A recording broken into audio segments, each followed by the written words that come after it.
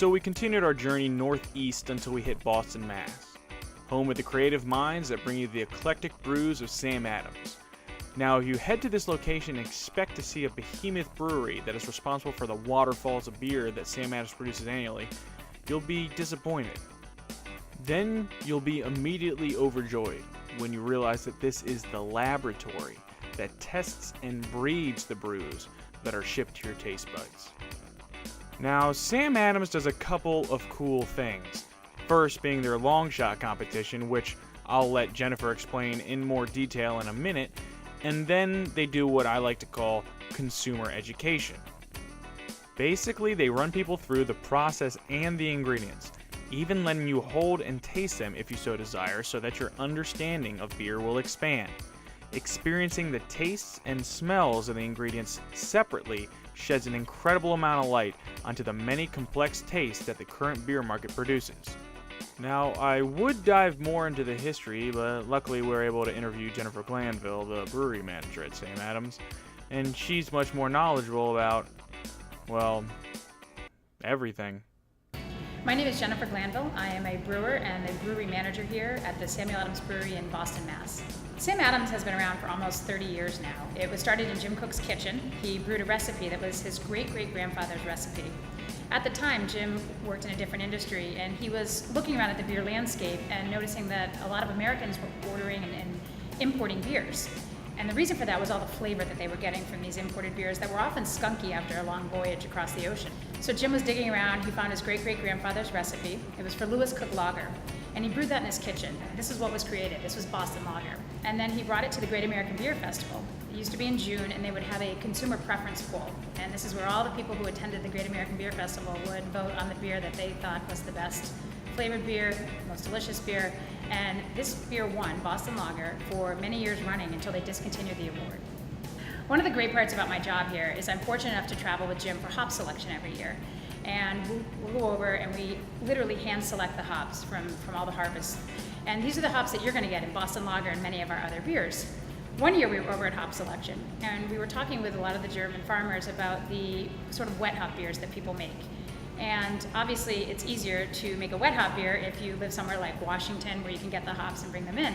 And we were sort of laughing to ourselves later in the day in the beer garden about how we would make a wet hop beer or beer with fresh Hallertau Middle Fruit hops.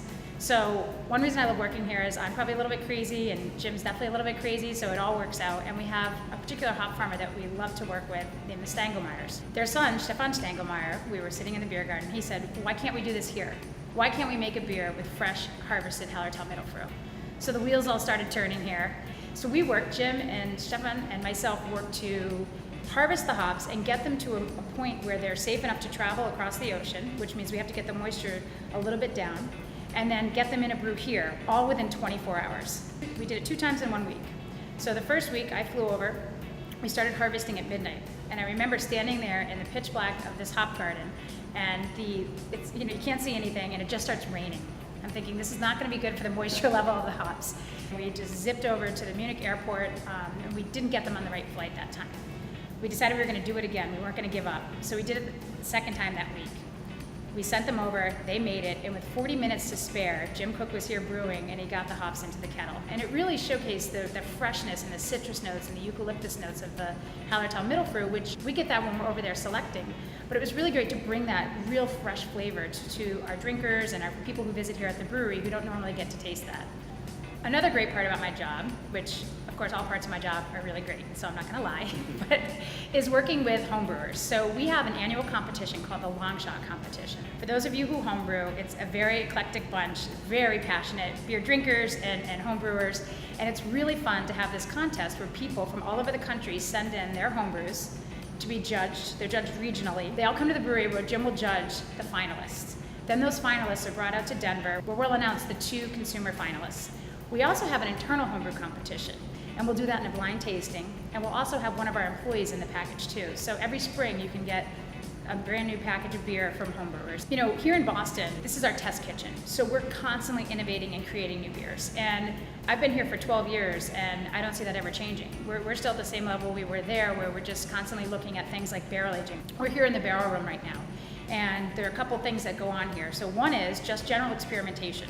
So I'll get barrels in from all over the world, and we'll put different styles of beer in them, and we want to see sort of what different flavors we can pick up. So in here we have our Utopias. We have some Triple Bock from 1993. We have beer that's almost 21 years old in here. And then we also have these wooden tons behind me. These are actually from a brandy distillery in Italy. And we wanted to really experiment with more surface space. So we have these wooden tons here. They're about 130 barrels. And we decided on creating a beer in here that would age for a minimum of 9 months. We did it 9 months, we tasted it 12 months, 18 months, and we really found that 9 months was a sweet spot for this. And it really brought out a lot of the flavors. Now the beer that's in there we call KMF, Cosmic Mother Funk. We pitched this with Brett and lactose, so it's got that distinct sour kind of Belgian character you'd expect. And so after this ages for 9 months, we will then take a percentage of that beer, the KMF, and we blend it in with some of the beer that we're brewing for our barrel room collection. So it's really fun to continue here and continue our own education on barrel aging and innovating and creating different types of flavors with barrels. Sam Adams is definitely a stop for any avid beer drinker. Personally, I think a pilgrimage should be required just so the heathens start learning about what good beer is made out of. And let me thank Jess, Adam, and Jennifer for being so terrific to us. These gals and guy are terrific, and if you stop by, be sure to say hey for me. If you don't, that's cool. I'll be back eventually. And if somehow you manage to be unfamiliar with Sam Adams, just go to any liquor store and pick up a 6-pack. And if you find yourself in Boston, you better go. So this is Tom, signing off for the Baltimore Post-Examiner. We'll see you next time.